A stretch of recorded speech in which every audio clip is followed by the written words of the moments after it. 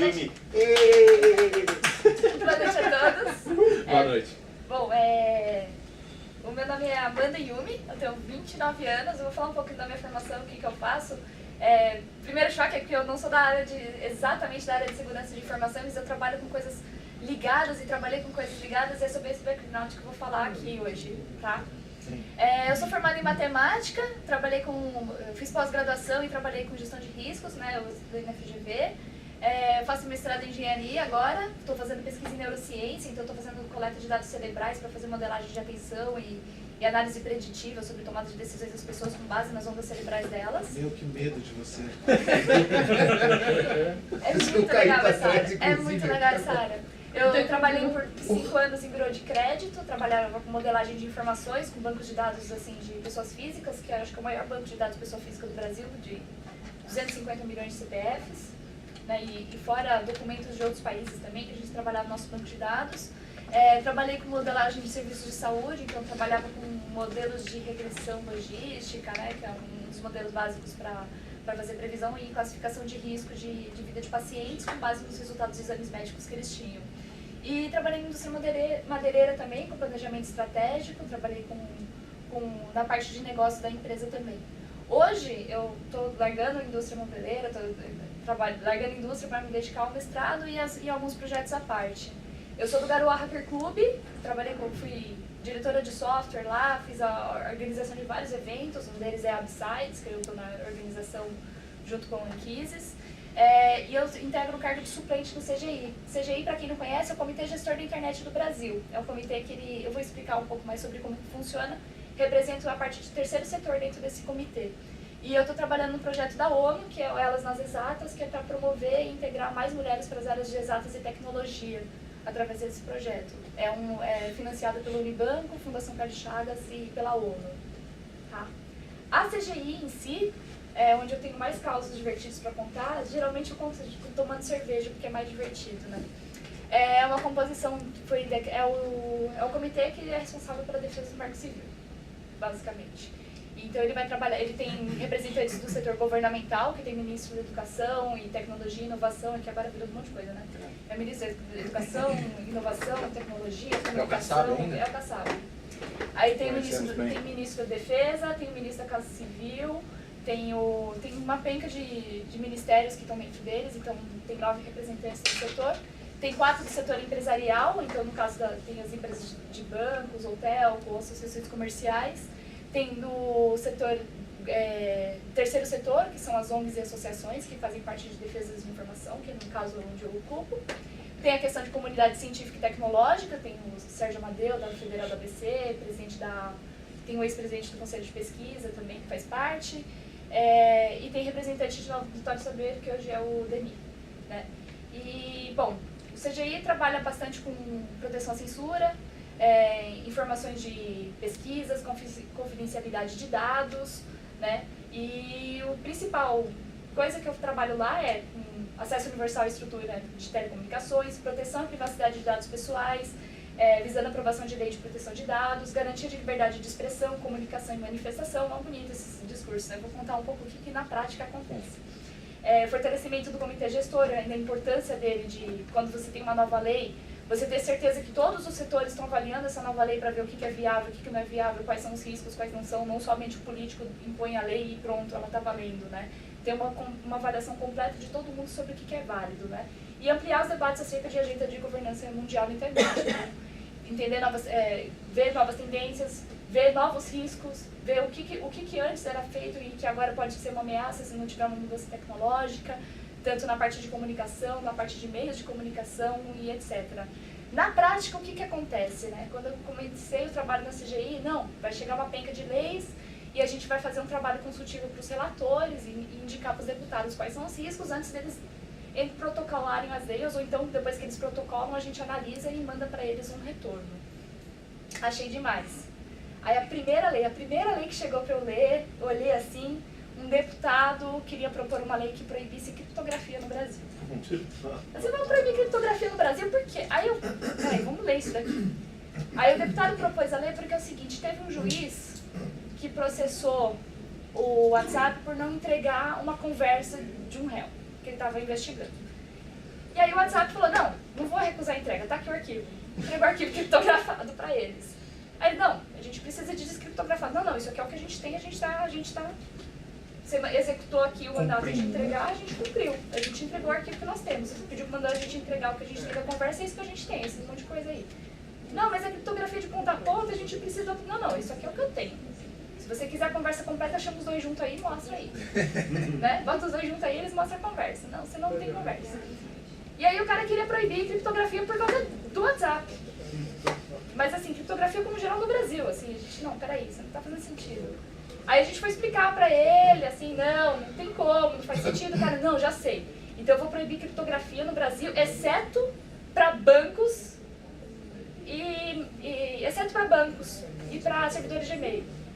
Não, moço, você não tá entendendo ainda. Criptografia é uma coisa muito mais séria.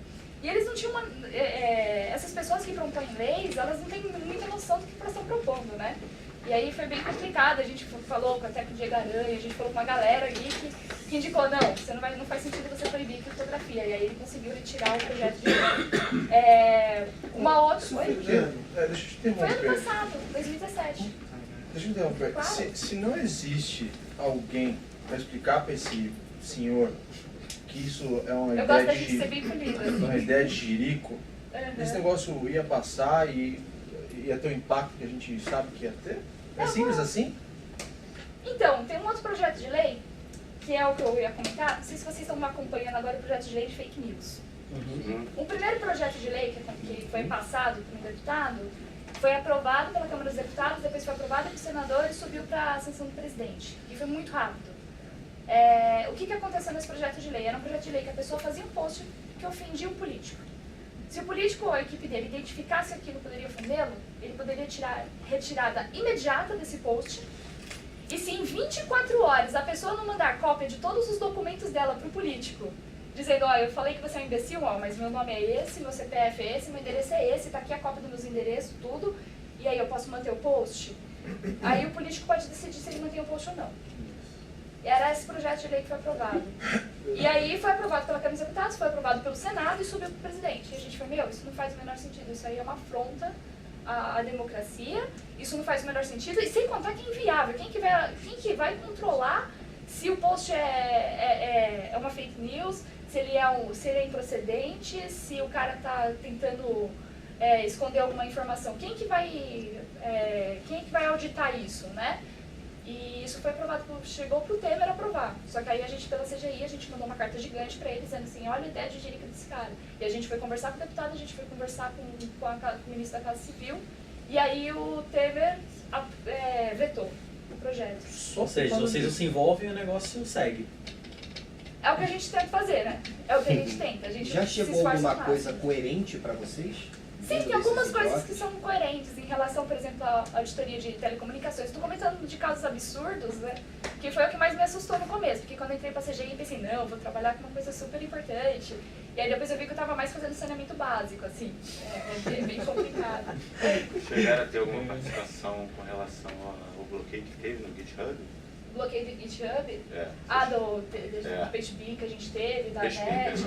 A gente mandou carta protocolando e reclamando disso. E a NET alegou que foi um problema técnico. Eu trabalhei na Telecom e esse lance sobre bloqueios e solicitação de tirada de páginas no ar, ele é muito recorrente, especialmente quando chega perto de eleição, tá? Mesmo a gente não tendo uma lei tão específica, em 2014, por exemplo, a gente teve um trabalho muito grande, na época que eu trabalhava lá, em alguns políticos pedindo isso, e o juiz mandando retirar. Aí tinha que fazer um prazo, tipo, tira, e aí tem que falar, não, tira isso daqui 24 horas do ar. isso daqui. Só que até aí o cara já conseguiu o barulho que queria, que era bloquear e assustar algumas pessoas com isso, né? Exato. É um tratamento de choque, né? Exato.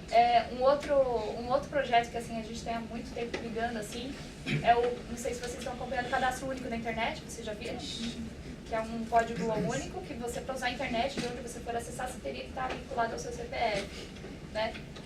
E aí, com o seu documento, eles teriam acesso. E junto com esse cadastro único da internet, tem um projeto também que estavam querendo propor, não sei se já tem o código dele ou se está no mundo das ideias. Um deputado está querendo propor a log de todo o tráfego navegação de todos os usuários de internet do Brasil. Manda pra Legal, ele. né? Oi? Manda pra ele. Queria analisar. Ó, aqui tá Não, aqui. tudo. Por De uma exemplo, hora. o celular, eu tô... Só de um minuto. Eu xinguei, eu vou lá e xingo o Nelson Brito, ele me processa. Aí vai lá na investigação, não, vamos ver o que ela faz. Ó, ela tá olhando, ela olha GitHub, ela fica muito tempo no Facebook, eles vão olhar toda a minha log de navegação, assim, aí a gente tava falando assim, tá bom, não vamos nem discutir a questão de privacidade de dados, vamos discutir onde que você vai armazenar isso. Aí o cara, não, a gente vai ter equipamentos. Ana Cláudia. Vamos lá, vamos contratar servidor, aí a gente pode ajudar a vender servidor IBM pra eles. Aí eu falei, não, peraí, aí depois eles estão comentando, né? Não, a gente vai fazer pra ter todo o tráfego de informação, porque assim a gente consegue investigar. Todo mundo que está sendo investigado, a gente consegue ver o tráfego de informação. Eu falei, tá bom. E alguém que está fazendo uma coisa errada na internet, ela vai colocar o documento dela ou vai colocar o documento de outra pessoa para fazer? Não, vai ser atrelado ao CPF, ele vai ter que colocar o CPF dele ali. Muito bom, para gerar CPF é uma coisa assim que ninguém sabe como que faz para gerar um CPF, né? Muito... Não, mas a gente vai conseguir fazer seguro porque vai ter o CPF e a senha. Se não bater os dois, o cara não acessa. Tá ligado? Isso é Isso é extremamente tipo a coerente. China, né? Extremamente coerente, né? Isso é tipo a China. É tipo a Coreia do China. Norte, tá ligado? Então, mas você sabe que a gente colocou com a argumentação, então, você tá querendo fazer que nem a gente... Não, mas lá isso funciona. Funciona. Então é bem complicado isso, né? Então, assim, a gente fica um pouco assustado, né? Que a gente entra, vou fazer aprovações de leis, a gente vai ter influência nisso na área da política. Próximo E aí a gente vê que nós presidente estamos muito atrasados em relação à política. Então, quando a gente fala de privacidade de dados, o maior risco que a gente tem não são nem as tecnologias que tem e as tecnologias que nós não temos aqui, e sim o risco de quem está fazendo a legislação disso não tem a menor noção do que está fazendo. E isso é uma coisa muito pesada, né? Nós não temos, temos poucos Você vê representantes. pela lei da Carolina Dickmann, né? A lei Onde da você Carolina criar um Dickmann. artefato, se você é um pesquisador, e você cria um artefato para você fazer uma prova de conceito com relação à vulnerabilidade, ou provar que uma criptografia está vulnerável a um certo tipo de ataque, você, na verdade, é um criminoso. Então, só de criar uma ferramenta, Só de criar a ferramenta você já é culpado. Tá mesmo que ligado? você esteja fazendo isso para proteger uma pessoa, você É tipo, você fez uma faca para passar manteiga. Se o cara usar aquilo ali para matar alguém ou para dar um corte em uma pessoa, A culpa é de você quem é fez a culpado faca. igual. É quem faz Cuidado quem com fez a T50, faca. hein? Oi? Isso. Cuidado com o T50. Não, eu já botei, eu já tirei tudo.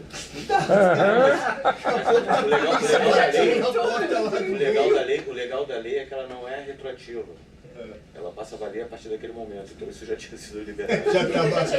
Já foi. Putz, É o criminoso social. Então, assim, eu até sugiro que quem estiver desenvolvendo novas tecnologias, sempre ficar acompanhando o que tiver. A gente tem até uma página que a gente montou com a Coding Rights, chama-se TramitaBot, tem até no Telegram, e a gente manda diariamente todos os projetos de lei que estão sendo avaliados, ele vem resumindo todos, sobre o que pode afrontar a privacidade de dados, neutralidade de rede, etc. É bem fácil de acompanhar, assim, tem vários projetos interessantes lá. Essas ferramentas que a gente acaba desenvolvendo através de códigos já existentes, mas a gente acaba desenvolvendo algumas coisas para divulgar essa assembly, fazer análise de malware.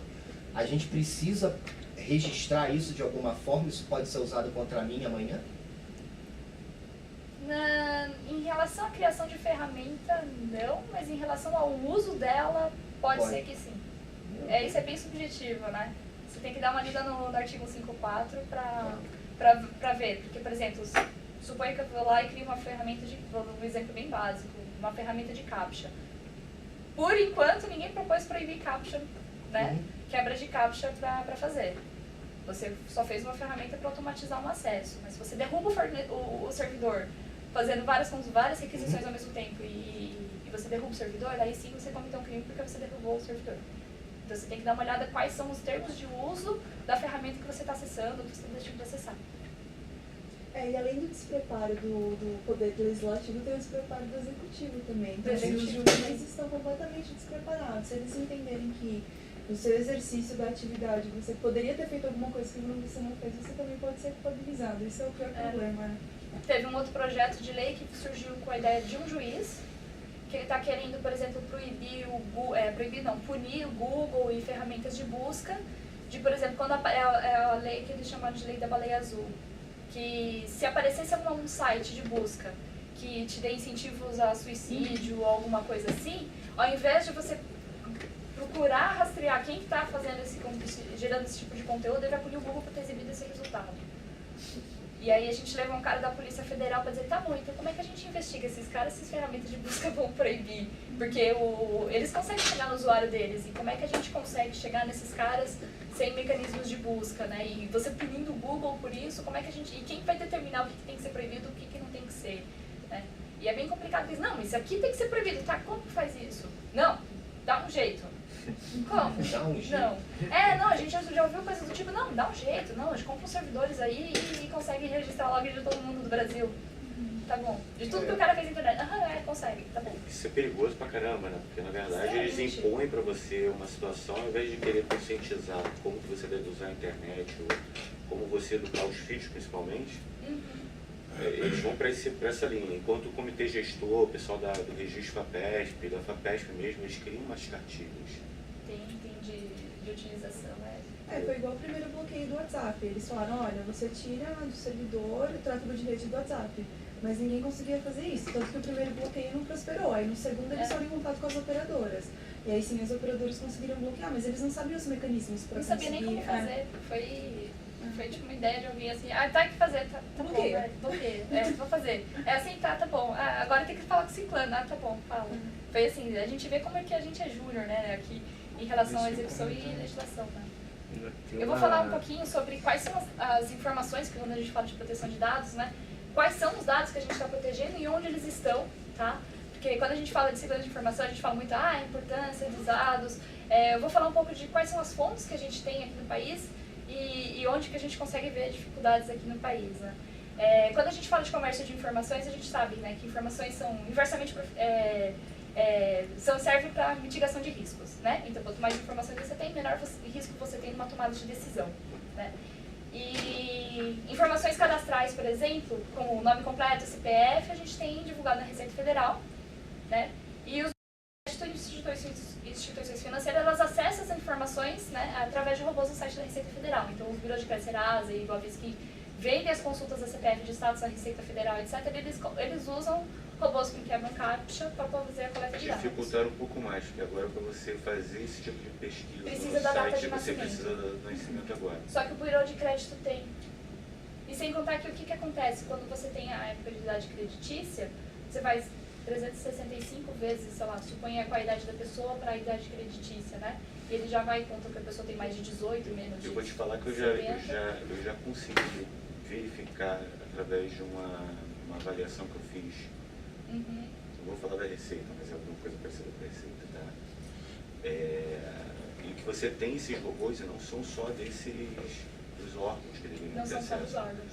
Você tem outros robôs que vêm às vezes da Rússia, da China, são servidores que as pessoas alugam para fazer essa... Em paralelo. Eles começam a reindexar toda essa base de dados para eles terem isso, depois eles criam sites ou vendem CD. Na Augusta, eu vou mostrar os CDs. Santa Efigênia. Eu vou mostrar um pouquinho. A gente fala que a Receita Federal deu uma complicada. A gente fala que a Receita Federal deu uma complicada em relação às datas, né? Eu até coloquei aqui, passou a solicitar a data de nascimento, né? Só que isso não oferece um dado significativo, porque primeiro, o banco e o birô de crédito já tinha data de nascimento antes dos registros. E pessoas que eles não tinham registro, eles supõem que a pessoa acabou de completar 18. Então é fácil saber o ano de nascimento da pessoa e logo você já tem, sei lá, 365 opções. E na verdade eu só identifiquei esses crawlers assim, esses robozinhos, porque na verdade foi na época de entrega de imposto, né? Na entrega do imposto de renda. Pessoa física, então... você consegue verificar se a pessoa já declarou, se não declarou. E o problema que a gente conseguiu identificar esses robôs foi porque a gente estava tendo muitas chamadas de que os caras não conseguiam entregar. E quando a gente ia ver, tinha 600 conexões abertas de um IP só. É engraçado que quando a gente fala de Receita Federal, né, a gente pensa, não, os meus principais dados estão na Receita Federal, mas o maior buraco que a gente tem assim, de risco assim, de informações não são na Receita Federal, são nos cartórios. Porque quando a gente nasce, quando a gente casa, quando a gente compra uma propriedade, quando a gente vende um carro, quando a gente se divorcia, a gente comercializa, então a gente entrega nossas informações num lugar que as pessoas têm um monte de papel empilhado, né? Tem um monte de papelzinho ali, eles consultam no banco de dados deles, que já era da mãe, que já era da avó, que já era da bisavó, o cartório, e aquele sisteminha sempre funcionou, sempre esteve lá, só que agora eles têm internet, né? E aí eles colocaram assim... e a gente não tem uma regulamentação muito séria sobre que tipo de proteção de dados os cartórios têm que ter para poder ter os nossos dados. E a gente é obrigado a utilizá-los para tudo que a gente faz na nossa vida, a gente precisa de um cartório, né? Então muita gente fala, não, é importante proteger os dados da Receita Federal, etc. Mas não adianta nada se o cartório civil, que é responsável pelo registro do seu nascimento, casamento e óbito, tá ali, né? Um DBase. Né? E é bem complicado. E assim, são bancos de dados que não são centralizados. São bancos de dados não centralizados, de instituições assim pequenas, que têm uma estrutura ínfima, né? E dificilmente, assim, se você vai tentar bater na porta para vender um produto, uma solução de segurança para os caras, não, aqui não precisa, porque a gente tem as fichas aqui. Ah, beleza. E não, a gente tem, essa menina aqui é a digitadora. Ela põe tudo aqui no Excel. Uma menina de 86 anos. A menina ela trabalha com a avó ali, e é bem complicado, assim, quando a gente fala em São Paulo, a gente vê um pouco mais de estrutura informatizada, a gente até se sente um pouco mais confiável, e abrir uma firma lá, e coisa assim. Mas se você vai, não, mas eu tô falando, você se sente um pouco mais seguro aqui, mas, por exemplo, eu já fui no interior do Nordeste, e alguns estados que eles não têm nem internet nos cartórios. Acho que é mais seguro, assim. Você consegue abrir um CPF novo lá.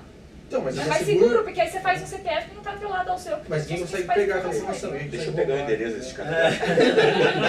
Vou mostrar alguns esquemas de fraudes, né? E quando a gente fala de que a gente mora num país cartorário, é porque tudo que a gente faz, ele depende de um cartório, né? Cartório de registro civil, de títulos e documentos civis de pessoas, títulos de documentos, cartório de notas, registro de imóveis, cartório de protestos. Então, quando você vai protestar uma dívida, você registra um cartório de protestos. De contratos marítimos e de distribuição, tudo bem. Contratos marítimos nem todo mundo tem aqui um, né?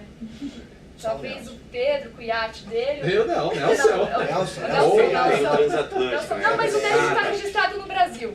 Então tá tranquilo, né? Então o dele eu não considerei. Mas você vê, Yumi, alguma maneira disso, pelo menos, sofrer um upgrade, vamos dizer assim, dessas tranqueiras aí, de DBase, Clipper? É o que eu estava comentando sobre a importância no caso da CGI, quando a gente fala de regulamentação de lei de proteção de dados pessoais. É um trabalho importante que a gente tem atuado com a CGI para a gente conseguir atrás disso. Porque se a pessoa detém, se uma instituição, ela formalmente, ela detém seus dados pessoais, ela tem que ter algum tipo de... Ela tem que ser auditada, ela tem que ser, no projeto de lei, ela tem que ser auditada e tem que ter um mínimo de requisitos para poder operar, porque não faz sentido. A maioria desses documentos você consegue consultar publicamente, então assim, se você tem um número de uma matrícula de um imóvel, você vai lá no cartório. Você consegue acessar, e até pela internet você consegue. E muitas vezes você está querendo consultar uma matrícula de um imóvel que nem é seu. Exatamente. Você está querendo, por exemplo, a gente fala muito de especulação imobiliária aqui em São Paulo, né? De casas que eles vão querer destruir para construir edifícios, né? Eles conseguem pegar, pelo endereço do imóvel, eles conseguem pegar a matrícula do imóvel na prefeitura, e aí com isso eles conseguem consultar no cartório imobiliário de quem é a propriedade, para conseguir dar algum tipo de pressão no cara, para o cara se sentir pressionado a vender a casa, para poder construir. A gente vê muita gente sendo pressionada por grandes construtoras, de alguma forma. Sua casa tem irregularidade, tô vendo aquele telhado lá, você não registrou na prefeitura, hein, que você arrumou aquele telhado. Aquele quintalzinho edícula. Aquele quintal, aquela edícula ali. Teve até uma pessoa, não sei se vocês viram a notícia, de uma mãe que fez uma casa de boneca de caixinha de papelão pra menina, aumentou o IPTU em R$400. E aí falou, aqui em São Paulo? Não foi em São Paulo, mas aumentou o IPTU. Eu não ri essa porra. Não sei nem por que eu perguntei isso. Deve ser no Rio. Só pode ser, porra. Eu não posso falar que deve ser no Rio, porque isso não é preconceito. Né? Não, mas eu posso falar. Não, é realidade. Está sendo gravado aqui, então eu não disse isso, tá? As informações adicionais de data de nascimento e filiação, elas estão nas instituições financeiras e empresas que compartilham dados com birôs, né? E o próprio contratante do serviço, ele quando você vai abrir uma conta bancária, você tem, né? Eu estou autorizando o uso dos meus dados pela instituição financeira e parceiros. Você vai fazer o cartão de varejo, né? Que pessoal, nossa, eu vou... Cartão de varejo é assim, se você quer compartilhar dados, assim, vai lá. Cartão de varejo é uma maravilha, porque eles se você for olhar os termos de uso de vários dos cartões de varejo, né? Eles falam que são para ações promocionais com clientes da rede, com parceiros e parceiro do parceiro. Nossa. Que você está compartilhando seus dados. Não, estou autorizando meus dados, né? Tanto de uso de dados quanto compras, histórico de compras que você está utilizando, que são limitados bancos de dados para poder fazer novos dados, né? Nos casos de birôs de crédito, né, que são os meios que todo mundo, quando a gente fala de retenção de dados, a gente pensa em bancos, instituições financeiras e Receita Federal, né? O que eles possuem? Alguém sabe quais são as informações de veículos que os birôs de crédito possuem? Praticamente tudo. Vamos lá.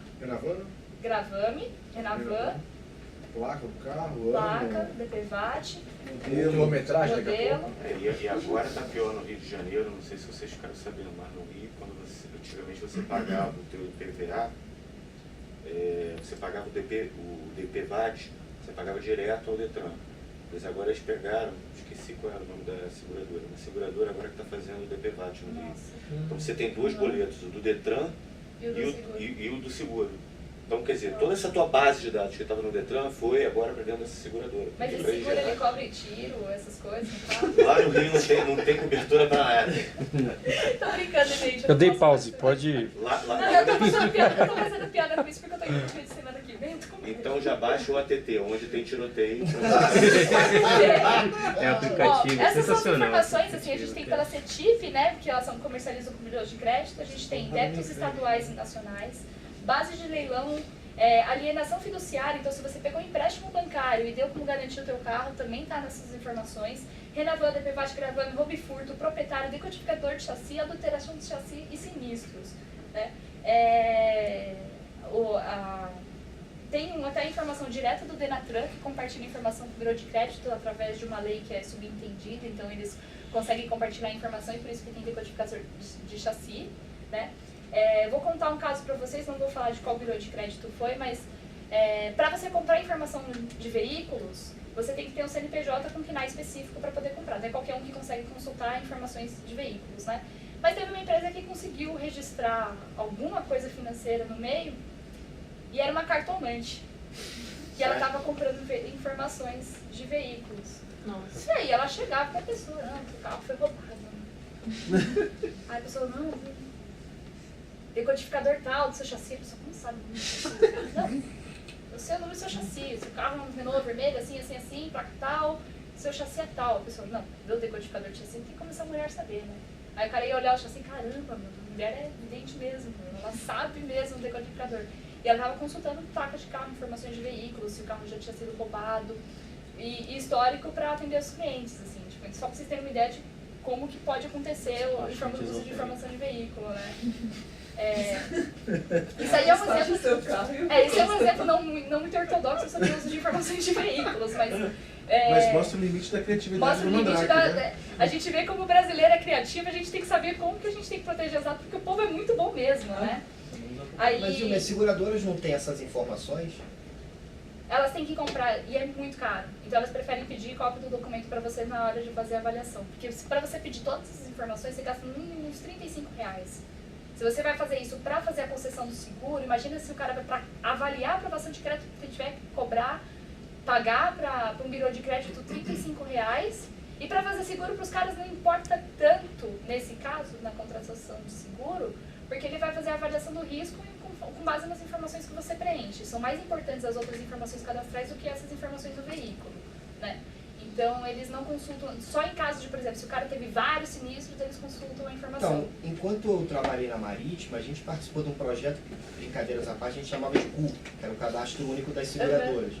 E a gente compartilhava, todas as seguradoras compartilhavam essas informações, tem um banco, porque... É da CETIP que ela faz a Exato, porque tinha muito problema de sinistro de sair para o Paraguai, aí o cara fazia um seguro com a Porto, depois fazia com a Marítima. Só que a comercialização direta para concessão do seguro, ela já não é utilizada, isso aí é só para cliente da base. Perfeito. Porque para você fazer concessão, você fazer uma requisição de cada placa, eles não autorizam por questão de concorrência, né? Isso, se você vai, eu estou vendendo seguro, aí a informação que a Porto liberou, Perfeito. Compartilhou no banco, que a CETIP liberou e o outro compartilhou, você está facilitando você vender o produto, o teu cliente para o teu concorrente. Então, para concessão, ela não é feita.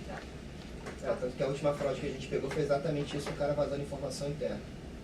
Complicado, né? E de veículo era uma fraude interna. E é caríssimo, porque um relatório completo assim custa mais de 35 pau. Se a gente está falando para cada CPF 35 pau, quer dizer, para cada placa de carro, né? Para cada CPF. Então, pessoas que têm mais de 2 carros, então é um absurdo. Se você vai pesquisar tipo, a vida de alguém que é bem financeiramente, que tem 4, 5 carros... O Nelson, aí já decreta falência. Mas os carros aí são de fora, né? Que autorizava mandato judicial via WhatsApp. Então você podia receber uma intimação judicial via WhatsApp E o projeto de lei Deu 2 dizia, tiquinhos às se vezes. deu 2 tiquinhos, Recebeu. Recebeu. se deu 2 tiquinhos, se a pessoa não Filhas da comparecer, puta. e assim, eles estavam prova isso. Não, e tinha tiques Eu não azuis. repudio os assim, 2 risquinhos do... os 2 risquinhos. Se tiver indícios de recebimento da mensagem, eles poderiam... Tá dado. Recado tá dado. Poderiam dar coercitiva pra pessoa se ela não comparecer no fórum. Justo. Só que eles querem aprovar isso, só que ao mesmo tempo a Receita Federal não quer aprovar e-mail como meio de comunicação. Nossa. Seja Né? o e-mail como prova, quero ver se Não, você o e-mail, mostrar não, pro o juiz, e-mail, né? o e-mail não pode. O e-mail não pode ser usado pela Receita Federal como e-mail como forma de comunicação com a pessoa física, mesmo que ela na declaração Legal, agora de imposto ela a gente coloque pode o usar esse e-mail dela. precedente pra tirar a assinatura digital. Manda só confirmação de leitura, acabou. Mano, é muita incoerência no governo. Eu coloquei o WhatsApp, mas uso o WhatsApp. Tá ligado? Exatamente. O georreferenciamento também é importante, né? Que agora com mais dados, sei lá, tráfego de Facebook, etc., você aumenta o volume de dados de georreferenciamento, você tem até a mobilidade das pessoas, né? A gente tem o caso do bilhete único, né? Que eles estão querendo comercializar as informações de onde a gente frequenta, né? Vocês já viram a pesquisa de mobilidade urbana? A pesquisa de mobilidade urbana, metrô tem em tudo quanto é lugar, né? Você pergunta de pesquisa de mobilidade urbana, o Nelson não vai saber porque ele não anda de metrô, né? Mas no metrô, em todas as estações da rádio, está fazendo a pesquisa de mobilidade Só urbana. em Londres. Justo. Ou em Nova York. Só em Nova York. E me ligaram perguntando se eu queria participar da pesquisa de mobilidade urbana. Eu falei, não, eu aceito. Não, mas tem que ser na sua residência no horário comercial. Eu falei, não, mas aí eu tô trabalhando. Pode ser por telefone no meu local de trabalho? Não, tem que ser na sua residência no horário comercial. Eu falei, então você não tá vendo mobilidade, você tá vendo a imobilidade das pessoas, porque você tá pesando a base, né? Se não for golpe ainda, né? Não, eles deram um cadastro no do metrô e vem uma pessoa uniformizada, etc., coletar os dados. Só que, pelo amor de Deus, né? Uma pesquisa de mobilidade urbana não consegue ir até a pessoa para pesquisar. Não faz sentido, né? Coerência. Então, E essa questão de geolocalização, inclusive os bancos digitais estão conseguindo utilizar isso de forma mais precisa do que o comprovante de residência. Então, assim, hoje em dia você vai abrir uma conta no Nubank, no Banco Neon, ele vai olhar lá, por exemplo, onde você dorme e qual é a rede de Wi-Fi que você tá. E quando você faz uma transação financeira em algum lugar que não é o usual, é impressionante como meu cartão de crédito e débito é bloqueado quando eu vou pro Rio. Eu posso ir pra qualquer estado do Brasil, mas quando eu faço uma transação no Rio, ele é bloqueado. Mas tem muito É, banco precaução. hoje tradicional que já faz E isso. já tem muito banco que faz isso, porque ele analisa tipo, o dado de traficação. E pede a sua senha só pra você não se sentir inseguro. Como eu trabalho Ele já também- sabe que é você. Como eu trabalho numa empresa de Curitiba, toda vez que eu vou para Curitiba não tem problema nenhum, mas quando eu vou para o Rio de Janeiro, aí sempre bloqueio meu cartão. E bloqueio o cartão mesmo, né? Não é ligando, perguntando de transação, não bloqueia. Aí eu tenho que ir até o banco para assinar o negócio. Tem uma seguradora usando agora, É. chama ThinkSeg. Tinder? ThinkSeg, de pensar. Tinder não. Que eles usam já referência para saber, para calcular o seu seguro de carro lá.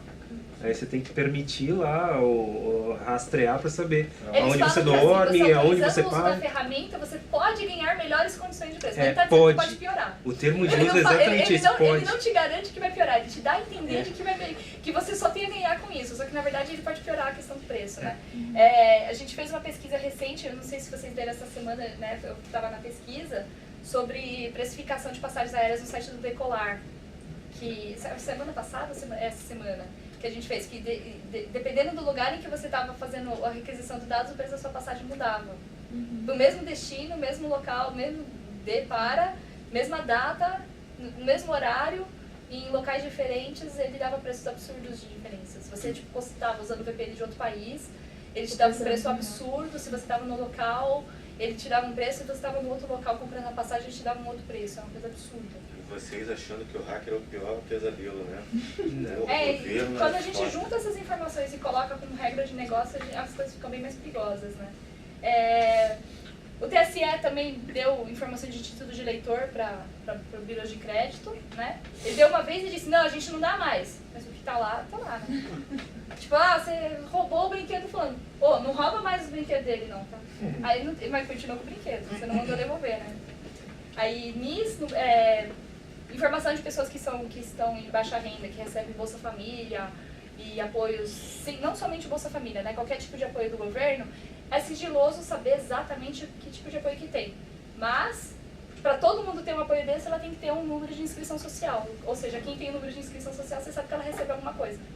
Né? Então é assim que você consegue saber a lista de quem recebe Bolsa Família no país. né? Então é complicado você ver que pessoas que estão em situação de vulnerabilidade financeira, elas são sujeitas a aceitar mais propostas de agiotas e etc., e de forma ilegal para conseguir uma outra condição financeira. Então é bem complicado também o vazamento dessas informações. Status Integre Suframa em empresa, situação cadastral, as classes de risco, propensão e classe social e indicativo de restritivo são as informações vindas de modelos matemáticos. Eu vou dar um wrap-up para vocês. Flag de PPE, que são pessoas politicamente expostas, né, publicamente expostas, então no caso de ministros, no caso de... Tem uma base, acho que de 50 mil PPEs no Brasil, que são prefeitos de cidades grandes, vereadores de cidades de metrópoles e tudo, tem uma regra. E essas pessoas, elas têm um banco de dados especial e com mais informações dela, mais informações completas do TSE e etc. E é um banco de dados também que é super perigoso para essas pessoas, né, terem os dados delas expostos também. E flag de sócio, se a pessoa faz parte de alguma companhia ou não. Bom, essas aqui são as informações básicas que a gente tem, né? Tem um Ctrl+V aqui. Eu coloquei um link aí que acabou quebrando. São as informações que a gente tem de crédito da pessoa, né? Se ela está devendo, se ela recebeu a cartinha, está com o nome sujo, se ela teve o nome protestado em algum lugar, ação civil, segmentação. Vocês sabem a diferença de registro de débito e protesto? O registro de débito é só a cartinha de negativação do SPC ou do Serasa. E o protesto é quando a dívida foi registrada num cartório. Né? Ou a negativação, se até em 15 dias você pagar, seu nome é retirado do banco divulgado, e o protesto você tem que levar o comprovante do pagamento até um cartório de protesto para eles poderem dar em baixa, é um inferno.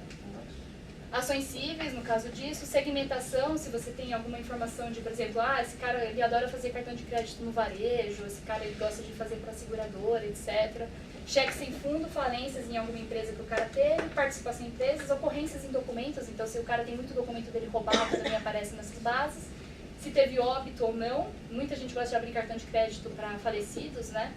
E aí dá default no mercado e não tem problema, porque você vai cobrar de um falecido, aí o cara faleceu antes, putz, foi fraude, né? E dados eleitorais. Todas essas informações são utilizadas para aprendizado estatístico, né? Quando a gente fala de modelos, a gente tem basicamente dois tipos de modelos. Modelos não supervisionados, que a gente estuda inputs e, né, a gente não tem uma saída, e a gente tem modelos supervisionados, que eles servem para predição, servem para alguma estimativa. Então, por exemplo, quando eu quero fazer uma aprovação de crédito, eu tenho a entrada do documento da pessoa, eu passo pelo score, pelo modelo o modelo de aprovação de crédito, e eu consigo ter uma resposta, né? Se a pessoa vai ter o limite ou não e qual vai ser o limite dela aprovado, né? Então isso aí é um modelo supervisionado. O modelo não supervisionado, a gente pode pensar em modelos de classificação para você separar em grupos de pessoas diferentes. Você não vai ter uma entrada e uma saída para cada dado, você vai ter um conjunto de dados feitos, ou seja, você está dividindo em grupos. Então, o exemplo mais clássico de modelo supervisionado, a gente pode pensar em redes neurais, né? Que a gente vai conseguir, a gente tem uma entrada e a gente tem os níveis e a gente tem uma saída. Árvore de decisão, então você tem um aspecto, né? Então, você quer saber se vai chover, se não vai chover, né? Que é o exemplo básico de árvore de decisão. Se você tem tudo quanto é tipo de árvores para aprovação de crédito, a gente tem, são muito mais complexas que isso. Esse aqui é um exemplo básico sobre o que vai fazer, o que não vai fazer, e se atribui uma probabilidade para cada uma delas. Modelos no mercado, como é que funciona? Você tem o score de crédito. Quando a gente fala de score de crédito, tem muita gente falando de score de crédito, mas existem inúmeros modelos que são feitos com base nas informações. Recuperação, endividamento da pessoa, comportamento de pagamentos, score de propensão, crédito, fraude. Score de fraude é uma coisa muito importante, assim, que tem aumentado muito assim, a percepção das pessoas para poder identificar se a pessoa está pretendendo adquirir o crédito para dar golpe no mercado. Tem melhorado muito as situações financeiras com esses modelos. Ele identifica se o cara não pagou a primeira parcela do cartão, ou se o cara tem muitos cartões, se o cara tentou várias vezes crédito em vários locais, né? Vocês já conhecem, alguém aqui conhece a regressão logística, a modelagem? Não? Eu vou mostrar um pouco, bem rápido, tá? Não vou... Depois a gente calcula. O modelo de regressão logística ele vai atribuir uma probabilidade, né, de 0 a 1000 ou de 0 a 100, depende da régua que vocês quiserem, né? E ela vai separar bons e maus pagadores. Né? Esse aqui é o modelo mais utilizado hoje, né? Ele vai atribuir a probabilidade, só que o que acontece? Um dos problemas que a gente tem na regressão logística, né? Esse é o modelo usado pela maioria dos bancos, né? Quando a gente fala daqui no meio, o cara que tá, o cara que é mais ou menos, você tem uma distinção, uma decisão muito drástica de diferença entre o cara que pagou um pouquinho, o cara que atrasou um pouquinho a conta e o cara que não atrasou, às vezes as coisas de 5 dias, ou então às vezes até o próprio CEP do cara vai dar uma distinção muito grande, né? Então esse é um dos problemas que a gente tem com regressão logística, né? Mas ela é um modelo bem tradicional de aprovação de crédito das pessoas e é o principal, assim, insumo dos bancos, né? Quando eles pegam todos os dados das pessoas, eles constituem esse modelo para poder atribuir uma probabilidade da pessoa ser inadimplente ou não. É isso que vai implicar qual vai ser a sua taxa de juros, qual é o tipo de serviço bancário que você vai ter, qual a liberdade que você vai ter com o banco, dadas as informações que você tem fornecido, né? Oi, Yumi. Oi? Nesse sentido aí, tem um caso lá do meu lado, lá de inteligência artificial, né? De um sistema lá nos Estados Unidos que, através de cálculos estatísticos assim e tal, ele falava se a pessoa ia ser presa ou não, né? E isso tinha um juiz que olhava. Ah, isso aí quem faz essa pesquisa é meu namorado, ele trabalha com jurimetria. Ele trabalha com modelos de estatística bayesiana aplicadas a risco de probabilidade de tomada de decisão judicial. Existem modelos disso. Pois é, aí o ponto é assim... Eu quero virar um ermitão. Vou morar na caverna, assim. Então, tamo junto, vamos. Sem Wi-Fi de preferência, cara. Você vai fazer a cara. Mas se você vai colocar uma caverna, não esquece da gaiola de fara em volta. Exato. Mas aí o ponto é assim, lá gerou um problema porque uma pessoa que não tinha antecedentes criminais, né, o juiz olhou o relatório da inteligência artificial e falou assim, se a inteligência está dizendo que vai preso, né? Aí foi preso mesmo. Aí o juiz falou assim, não, mas espera aí, não era pra tudo isso, né? Resumindo a conversa. Muda a regra um pouco aqui, que aqui Exato, eu tô discriminando um cara de um jeito absurdo, eu diminuo o corte pra prender menos pessoas. Quando a gente fala de score de fraude é a mesma coisa. Exato. Aí o que aconteceu? Subiu, né, a conversa foi pro desenvolvedor, aí o desenvolvedor, a empresa falou assim, eu não posso abrir como que eu faço esse cálculo, porque é segredo de mercado. Né? E aí voltou, o juiz chegou e falou assim, não, a empresa não abriu, então você está preso mesmo.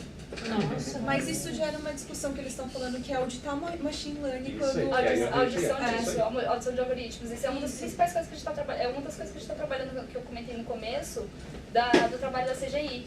Porque os modelos, né, são sigilosos. Só que os inputs dos dados são sigilosos. Só que uma pessoa ela tem direito a saber o que dela foi levado em consideração para uma tomada de decisão. E aí, por exemplo, o seu score de crédito, não vou falar de caso de prisão, vou falar assim, você não está com o seu crédito aprovado aqui porque o seu score é baixo. Você, por que é baixo? Porque é baixo. O problema é EMA. Aí a pessoa não sabe. O score de fraude, teve um banco que falou assim, não, eu tô querendo, um cliente solicitou um score de fraude dizendo, eu quero uma base aqui de aprovação de crédito que tenha 0% de fraude. Tá bom. Tá aqui o modelo, 0% de fraude. Tá, e qual é a minha regra de aprovação? Não aprova pra ninguém. Exato. Você não vai ter fraude. Não, precisa aprovar pra alguém, mas não quer ter fraude. Não, você vai ter uma probabilidade atribuída para cada faixa de corte que você for ter no score de fraude. Só que as informações que são levadas no score, elas não são públicas hoje em dia. E isso é uma das coisas que o Instituto de Defesa do Consumidor tem brigado bastante para isso. Para conseguir divulgar. Você não precisa saber o modelo, você não precisa entregar um modelo, até porque se alguém chega para você, isso aqui é o X1, isso aqui é o X2, até o XN, tá aqui. Não, você não precisa saber disso, mas você saber o que foi levado em consideração ou ter algum retorno disso, uma briga muito grande, depois de muitos anos a gente conseguiu fazer com que a pessoa possa saber o seu próprio score de crédito. Isso você acessando os sites da Serasa, da Boa Vista Serviço, você consegue ver qual que é o seu score. E eles aproveitam para pegar outras informações ali. Aí você dá mais informações para eles, isso. Exatamente. Eles, então você quer saber o seu score? Fala aqui, onde você está morando agora. Isso, atualiza seu cadastro aqui, porque aqui não tá batendo. Você pode ir também numa central solicitar. Eu adoro preencher tudo errado, esses cadastros. Adoro. Realimenta a rede neural. Eu adoro. E Pedro, esse negócio de auditar machine learning teve um problema também num software de inteligência artificial que eles estavam usando para contratação e RH. Isso eu vi, eu estava discutindo isso ontem sobre isso, porque uma pessoa deixava de ser contratada porque ela estava fora do mercado há 3 meses, 4 meses. E aí você não consegue saber que cultura sua empresa está propagando. Às vezes é uma cultura que não contrata pessoas que não estão no mercado, pessoas não contratam mulheres, porque isso é uma coisa que já está enraizada e você não consegue auditar. Porque uma das variáveis consideradas era de afastamento do funcionário. E aí, tipo, se a mulher teve afastamento por INSS, ou um homem teve afastamento por causa de saúde, sei lá, o cara infartou, o cara não conseguia mais emprego porque ele já usou INSS, ou então a mulher que teve filho e tava de licença maternidade, essas coisas. Nos Estados Unidos teve até um problema sério, né, de uma empresa que levou em consideração no software quantidade de filhos como peso, pra mulher. Pro homem não, pra mulher, porque aí... Depois ele pergunta como tá pra sendo gente, gravado? olha. Como tá sendo gravado, eu não vou falar palavrão, tá? Mas... Dou pausa. Isso daqui são os modelos supervisionados, né? Mas quando a gente fala de modelos não supervisionados, não é porque a gente não está analisando indivíduo a indivíduo que isso aqui não seja perigoso, tá? Quando a gente fala de separação de massas, também é uma coisa muito séria quando a gente vai falar de estratégias massificadas, tanto, por exemplo, eleições, né? Então é importante a gente acompanhar que isso também está sendo levado a sério. O uso de modelagem, a gente tem diversas aplicações, né? Voltado para marketing ou para prospecção. No caso de prospecção, não sei se vocês conhecem, esse aí é um caso bem famoso, né? De uma menina uma adolescente que estava grávida, começou a receber anúncios de produtos de maternidade. E o pai, ué, que absurdo é esse? Por que você está oferecendo produto de bebê para minha filha adolescente de 15 anos? E aí, tipo, o algoritmo detectou a gravidez da menina antes da menina saber que estava grávida. Porque uma das coisas que você começa a procurar quando você está gestante, antes de você perceber que você está gestante, é remédio para enjoo, creme hidratante por causa de ressecamento na pele. Você não está com a pele ressecada, mas você sente a pele mais ressecada. Então, começa a procurar esse tipo de produtos e aí acaba discutindo, né? A pessoa olha pra trás. Que isso? Não, eu tô sempre deprimida daqui. Tudo que tem maternidade deve deprimida. A gente tem também comercialização de informações de revistas, né?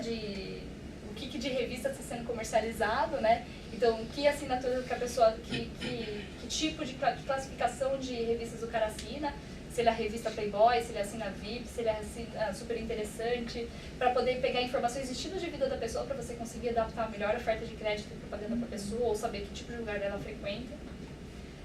Compra de automóveis, relatório total do veículo. Hoje você pode consultar o relatório do veículo, você tem direito, na hora de comprar o veículo, você querer saber tudo sobre ele, se o veículo é usado, etc.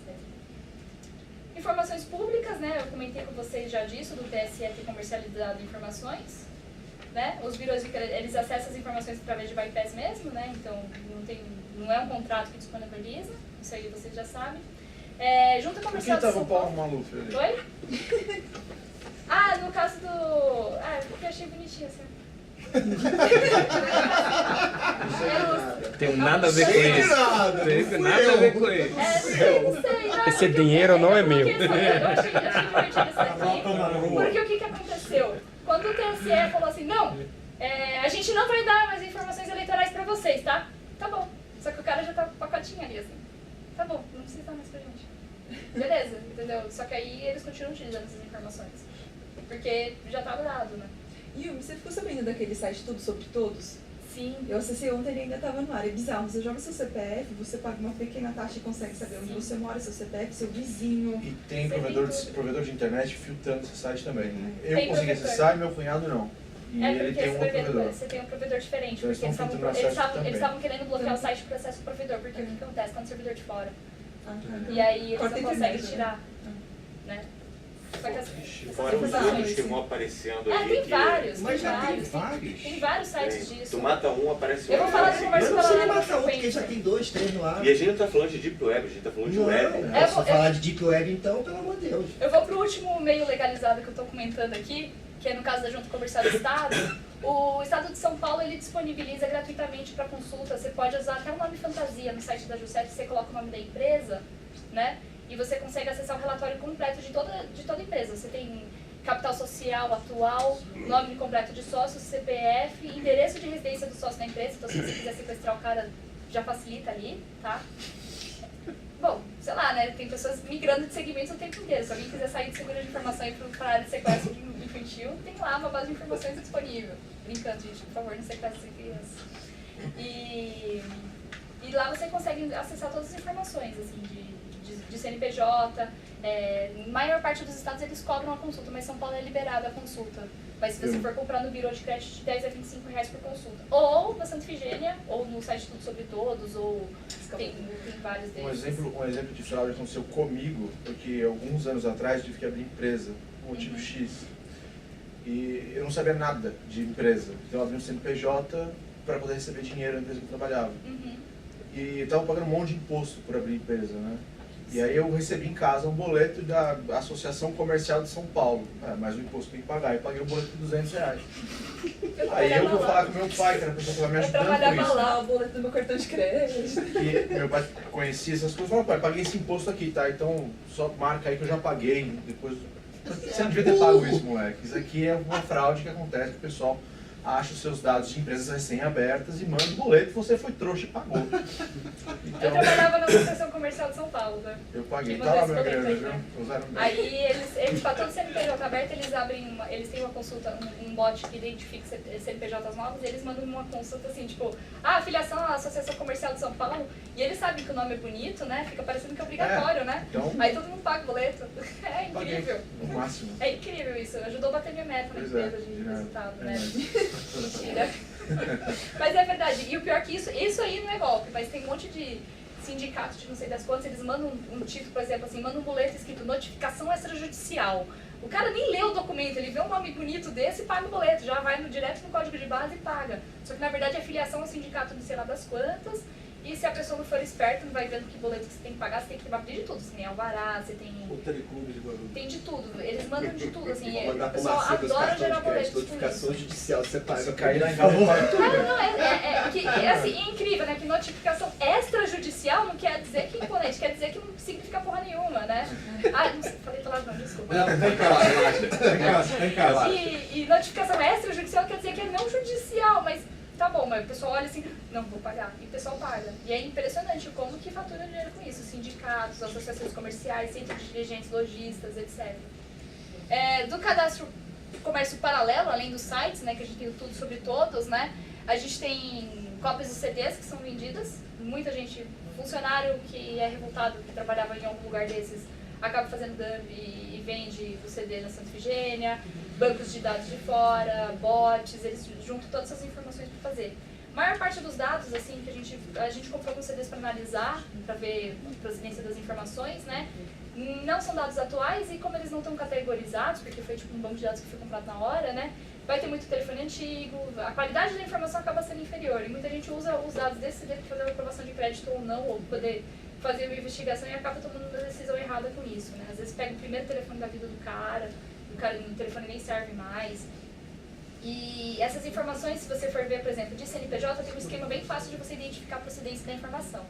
Se no telefone e no endereço e no e-mail do CNPJ tiver muito escritório de contabilidade e empresas assim de escritório de advocacia e contabilidade no endereço do CNPJ, é que provavelmente foi retirado da Receita Federal. Porque quem faz a declaração da empresa, geralmente é uma outra empresa ou o setor contábil. Então, no caso de uma grande companhia, se é o contato do jurídico que mandou, se é o contato da parte contábil, você já consegue ver que veio da Receita Federal. Isso é um exemplo, né?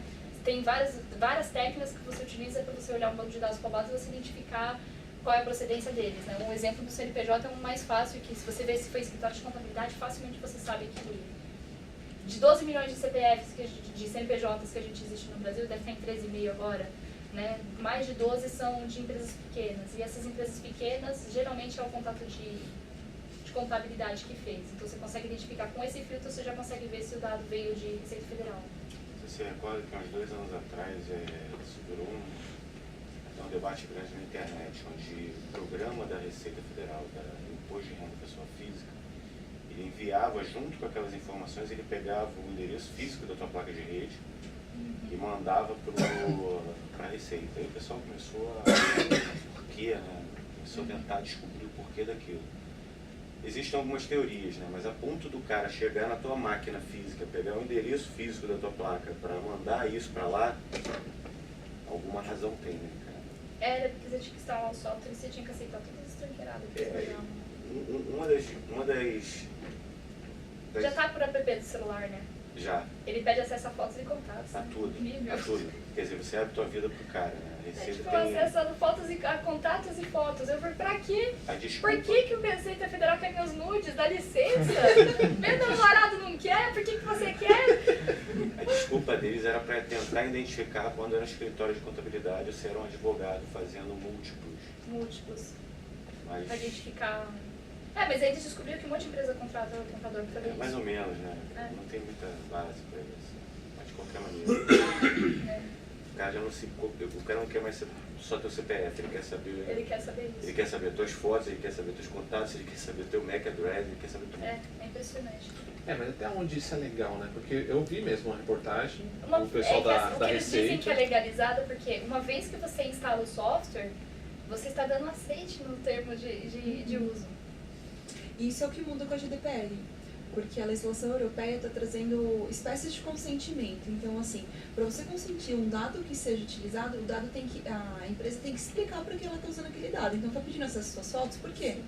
Então tá, preciso de acesso às fotos para XPTO. E beleza, ela pode pedir. Para você poder fazer upload de boleto ou de É. comprovantes para isso. Mas Só isso- que ele não especifica, né? Só que isso é muito cultural. Se você chegar hoje, você em qualquer lugar que for, e a pessoa te perguntar teu CPF, tu já vai direto contando teu CPF. Se chegar pro americano e perguntar para ele qual é a... Por quê? Pra que você quer meu número?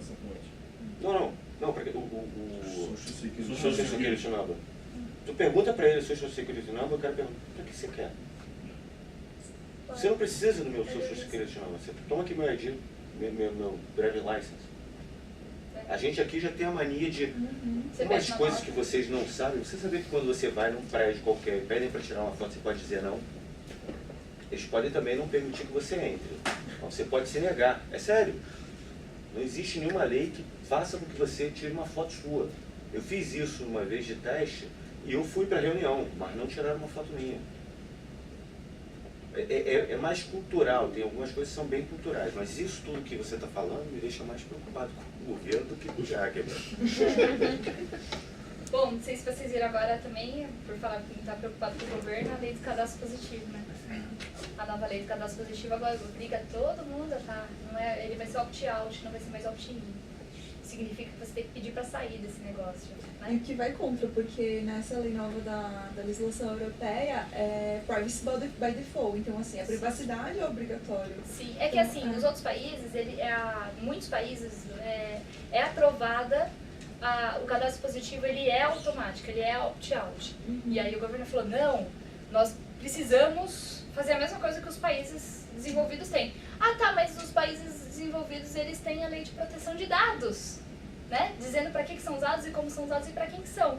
Enquanto isso aqui, a gente não tem essa lei e a gente está autorizando eles a repassarem para terceiros a informação.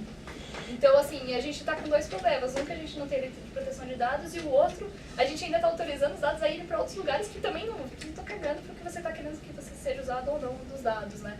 Então é bem complicado, né? Hoje a gente tem 5 milhões de pessoas no cadastro positivo, ele vai direto para 120 milhões, que é o número de pessoas com atividade creditícia no Brasil, de CPF. Você não tem só a população, mas tem que ser maiores de 18 com atividade creditícia, desenvolvendo alguma atividade remunerada fora da informalidade, né? O IDEC, né, o Rafael Zanata, ele estava falando sobre o texto não definir juridicamente quais dados são comercializados, ou seja, já está diferente do cadastro positivo dos outros países, que todo mundo, não, mas que absurdo, a gente não está querendo aprovar isso aqui, não é que não está querendo aprovar, não é que a gente não quer ficar chique igual de fora, que a gente está falando, se a gente vai ter as mesmas coisas de fora, tem que ter as mesmas condições de contrapartida para o consumidor, né? E as informações de pagamento de serviços, água, luz, telefonia, gás, telefone. Pagamento de água, luz e gás ele é importantíssimo para o birô de crédito, para a aprovação de crédito, porque se o cara não pagou a conta de água dele, é porque o cara está ferrado financeiramente, ele não vai se importar com o boleto do cartão de crédito. Então isso é uma flag muito importante na aprovação. E detalhes sobre o valor da aposentadoria e benefícios sociais recebidos da pessoa, local de residência do consumidor e informações sobre o IDH da região que a pessoa mora também. Isso é impressionante, né? E o Ministério Público relata, né, que os países que adotaram o cadastro positivo já têm Lei Geral de Proteção de Dados, né? E eles já possuem órgãos para fiscalizar e monitorar as ações do setor de crédito, o que a gente também não está provando com isso com a Lei de Cadastro Positivo. Então fica a dica que a gente vai ter mais mais informações sérias sendo espalhadas por aí de forma impertinente e é um desafio assim que eu deixo até como provocação para quem é da área de segurança, saber o quão é importante a gente pressionar tanto os órgãos públicos quanto empresas privadas a terem mais ciência sobre os dados que são divulgados. Né? Não é porque eu não estou devendo nada para ninguém que eu não quero mudar, né? A gente escuta muito por aí, né? Não, mas eu não devo nada, então não tem problema. Eu falei, não, você vai identificar essas informações para conseguir aprimorar a lei. Depois eu posso até compartilhar com vocês o status que ela está. No TramitaBot tem quais são os issues que a gente indicou e etc. sobre a lei. Um tema como o GDPR, ele acelera esse tema para o Brasil ou passa como se nada tivesse acontecido? De forma geral, ele ajuda um pouco, mas ainda está aquém do que a gente precisa para quando a gente vai falar de... Quando a gente vai falar de cadastro biométrico das pessoas, quando a gente está falando de cadastro positivo, obrigatório para todo mundo, etc., ele ainda está aquém das necessidades que a gente precisa. Tá? Só vou dar um caso aqui e vou finalizar. Eu passei 7 minutos de fala e o Brito 20, então a gente está com 1h30 de atraso. 22, desculpa. Só um caso aqui de fraude. Isso aqui é um case de sucesso de fraude, de um cara que usou o artifício de tirar CPFs em estados diferentes. O cara fez vários CPFs e aí ele usava esse CPF para poder dar fraude no mercado. E ele fazia concessões de vários cartões de crédito para todos os CPFs que ele adquiria, dava fraude. Só que quando ele usava, sei lá, o 7º cartão de crédito dele, o que acontecia? Passava 5 anos e o débito não era mais divulgado no mercado. E aí ele procurava outras instituições financeiras para fazer concessão de crédito. E o cara estava usando assim, pulando de CPF em CPF, negativando, não pagando nenhuma das contas, mas ele mudava de documento quando prescrevia, a dívida não prescreve, mas a divulgação da dívida prescrevia, ele voltava para usar o CPF primeiro, o primeiro CPF que tinha dado golpe no mercado. Filho da puta, pelo menos não tá usando uns outros CPFs, porque nem existe não, verdade, ele tinha o dele. Não, ele ainda era honesto, porque cada CPF tinha quebrou o sistema como sistema, né? Então, tá assim, fudido por fudido, né? Isso aí é só um exemplo. Você tem o nome dele? Tem uma foto dele? Gente, obrigada, viu?